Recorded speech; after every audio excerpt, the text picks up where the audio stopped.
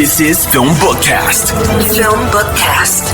FilmBookCast, the official podcast of FilmBook. Get ready for the latest in film news, TV show news, and theatrical reviews. FilmBook's podcast starts now.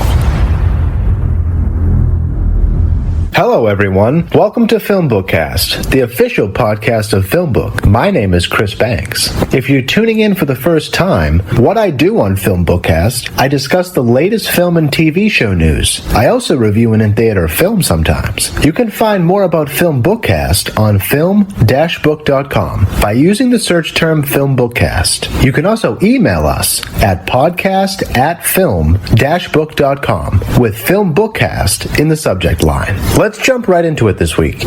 Now let's check out some movie news from this week. Bradley Cooper is set to star in Steven Spielberg's remake of Bullitt. Back in March, it was announced that Spielberg had been starting work on a project that would revive the character of Frank Bullitt that Steve McQueen portrayed in the action classic Bullitt. At the time, the lingering question was who would Spielberg recruit to take on the role? Well, the answer was answered this week. Bradley Cooper has signed on with Warner Brothers to star as Frank Bullitt in the currently untitled project. We'll keep up with news about the untitled project. I can't wait to see Bradley Cooper and Spielberg team up on screen. Another exciting piece of movie news this week, Channing Tatum is set to star in David Leitch's upcoming new spin, quote-unquote, on James Bond. It's called Red Shirt.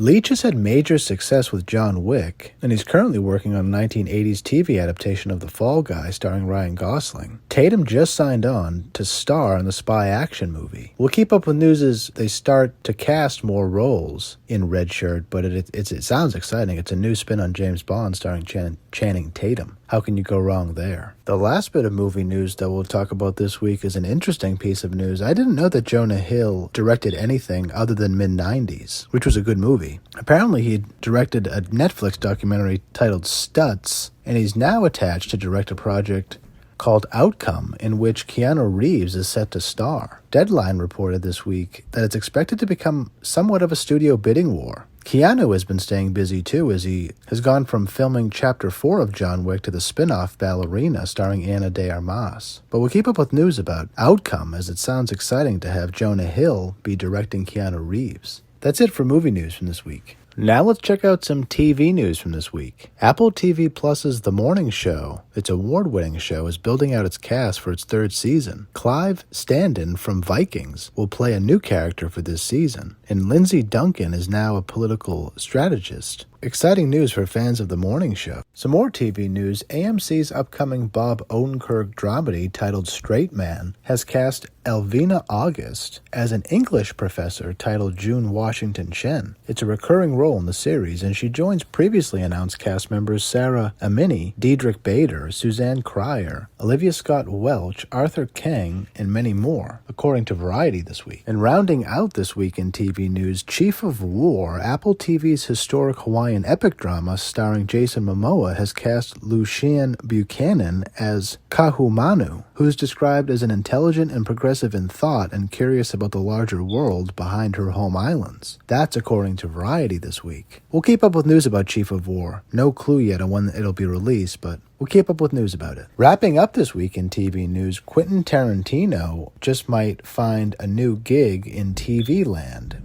On his final stop of the book tour for Cinema Speculation, Tarantino opined that he may want to direct more television in 2023. He hasn't given out any details, or there's no news to be made about what he will direct, but most recently he was in talks with FX to take on multiple episodes of the highly anticipated Justified revival series. We'll keep up with news if Tarantino actually announces TV that he will direct. This week in international movie news, Iranian director Ahmad Alibrahim, his feature debut A Tale of Shemrun, won the top festival grand prize at the Marrakech International Film Festival this weekend. The movie was among 14 first and second films competing in the festival's main competition. Set in contemporary Tehran, it revolves around two brothers living with their invalid father and still reeling from their mother's death. The older brother hits on a money-making scheme to break out of the family's humdrum existence, which brings him to contact with the city's gilded youth.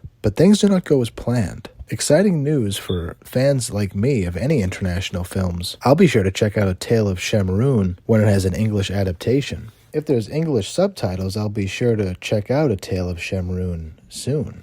Another piece of international movie news, Nadine Labaki reunited with Zayn al-Rifa on the set of The Sandcastle. Nadine enjoyed her breakout success with Capernaum in 2018, but recently she shot The Sandcastle about a family of 4 stuck in an idyllic island that hides in a shocking reality. It reunited her with Zayn al-Rifa, a Syrian refugee she cast in Capernaum. She plays the young protagonist who sues her parents for giving her a life of neglect and poverty. She didn't reveal any more details about the film, but exciting news out of Norway. Rounding out the week in international movie news, Eric Johnson, Martin Kove, and Kevin Nash are all set to start filming in Toronto for a film titled Fight Another Day. Eric Johnson plays a tough cop who's transported to a dystopian future where he's forced to enter a deadly combat tournament in order to return to his past. Definitely a hard-hitting action film coming up in Fight Another Day. That's it for international movie news from this week. Let's switch up gears and check out some DVD home releases from this week. Moonage Daydream is now available on DVD. In an epic illustration of David Bowie's constant flow of ingenious art, 54 years of the beloved English icon's work is explored. The portrayal of Bowie's unique enterprise encompasses 40 different remastered songs by the singer-songwriter.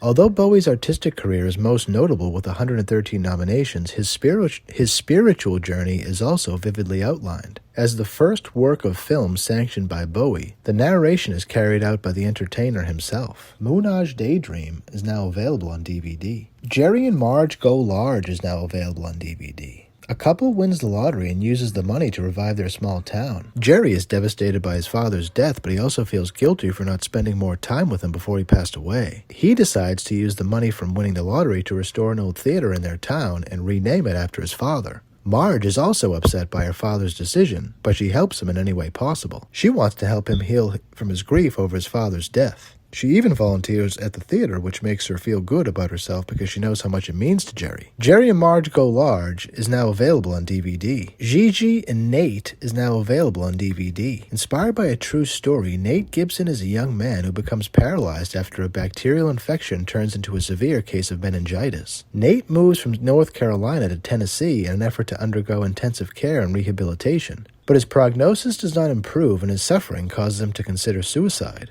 Enter Gigi, a monkey trained as a service animal who helps Nate regain some mobility and plenty of emotional fortitude. However, the feel-good story is threatened by the misguided actions of an animal rights group that objects to Gigi's status as a service animal. Gigi and Nate is now available on DVD. That's it for home releases from this week. This week in movie trailers, from Apple TV, we got an extended and a fresh trailer of Emancipation, starring Will Smith. Inspired by a true story, one man fights through the unthinkable terrors in an attempt to reunite with his family. Directed by Antoine Fuqua and written by William N. College, it's an Apple original film. Check out the trailer for Emancipation. It'll debut in theaters December 2nd, followed by an Apple TV premiere December 9th. Another movie trailer that debuted this week is Nicolas Cage's first Western. It's titled The Old Way. He stars alongside Ryan Kiera Armstrong, Noah LeGros, Clint Howard, Kerry Knoop. It's directed by Brent Donoghue and written by Carl W. Lucas. He stars as Colton Briggs, a cold-blooded gunslinger turned respectable family man. When an outlaw and his gang put Colton and his family in peril, Colton is forced to take up arms with an unlikely partner, his 12-year-old daughter. This action-packed film builds towards a fateful showdown with a pulse-pounding suspense. The Old Way will be released in theaters January 6th. Check out the trailer for The Old Way. The last movie trailer we'll talk about this week is a kind of corny, but how could I not cover 80 for Brady, right? It's inspired by a true story and it follows 4 best friends played by Lily Tomlin, Jane Fonda, Rita Moreno, and Sally Field. They go on a wild trip to the 2017 Super Bowl to see who else but Tom Brady play. Kyle Marvin directs and co-writes along with Michael Carvino. 80 for Brady is inspired by a true story and follows 4 best friends played by Tomlin, Fonda, Moreno, and Field on their wild adventure to the 2017 Super Bowl to see their hero, 7-time Super Bowl champion Tom Brady play. 80 for Brady will debut in theaters February 3rd. Check out the trailer for 80 for Brady. Now let's switch up gears and check out some TV trailers that debuted this week. Debuting December 16th on Netflix is a show called The Recruit, starring Noah Centineo. He's a young CIA lawyer whose first week on the job turns chaotic when he discovers a threatening letter by former asset Max, played by Laura Haddock, who plans to expose the agency unless they exonerate her of a serious crime. Owen quickly becomes entangled in a dangerous and often absurd world of power, politics, and mischievous players as he travels the world in hopes of completing his assignment and making his mark at the CIA. Also starring in The Recruit is Artie Mann, Carlton Dunn, Fievel Stewart, Daniel Quincy Ano, Christian Braun, and many others. Check out the trailer for The Recruit. It'll debut on Netflix December 16th. Another trailer that debuted this week is the Season 2 of My Unorthodox Life, which continues Julia Hart's untamed, unpredictable, and unorthodox life in Season 2 on Netflix. This time, she's faced with a barrage of challenges as a highly publicized divorce threatens everything she's built since leaving her ultra-Orthodox Jewish community behind. Check out the trailer for Season 2 of My Unorthodox Life. It'll debut on Netflix December 2nd. Another trailer that debuted this week was Season 2 of Bel-Air. Will comes to a crossroads as a new figure comes into his life who challenges what he's learned in Bel-Air. Could his influence be enough to control Will's future?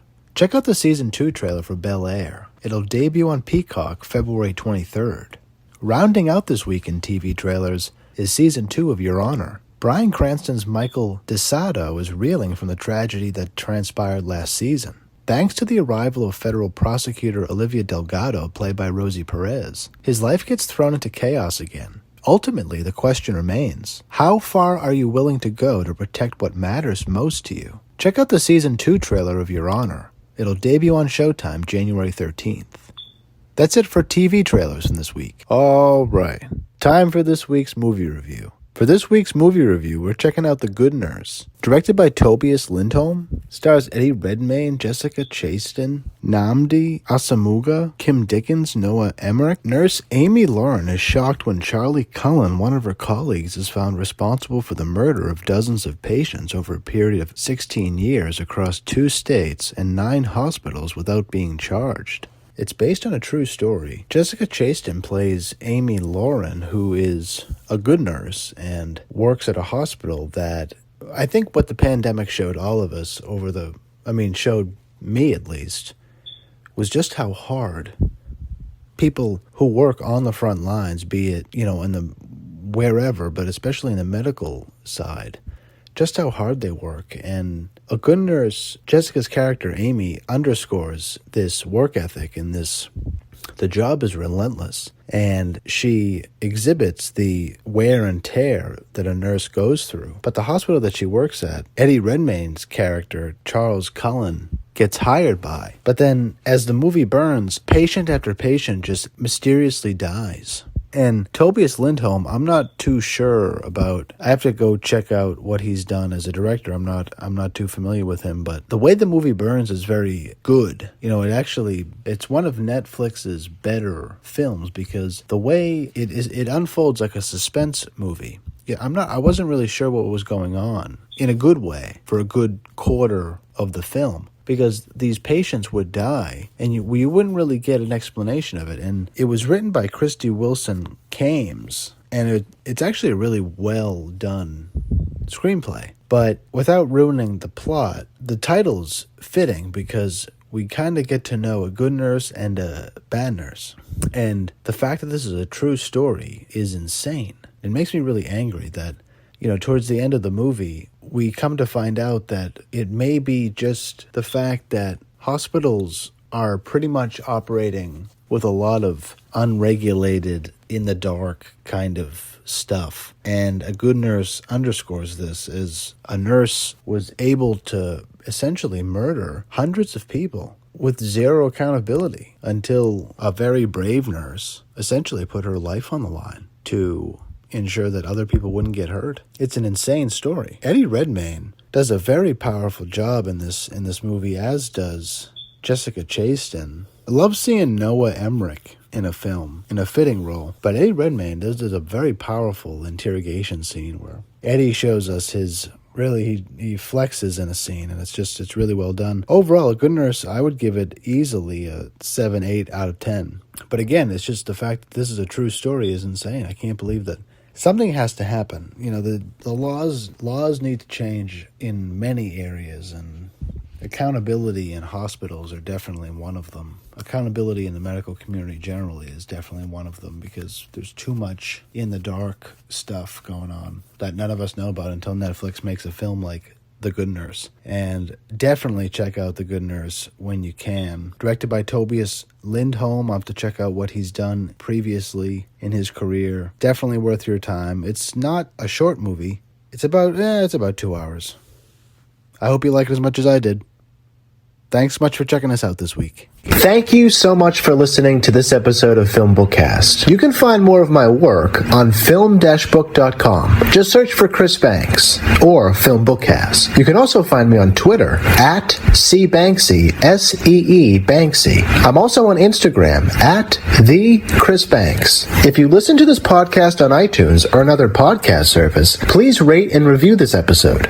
If you're listening to this podcast on our YouTube channel, FilmBook Podcast, please like our video, subscribe to our channel, and leave us a comment in the comments section. It really helps people discover our podcast. Please also consider becoming one of our patrons on patreon.com/filmbook. Your support helps us create more engaging content. You'll find our Patreon link below in the description. If you want to tweet about this podcast, just use the hashtag FilmBookCast. Tune in next week for the next episode of the FilmBookCast. Thanks for listening, everyone. We'll see you then.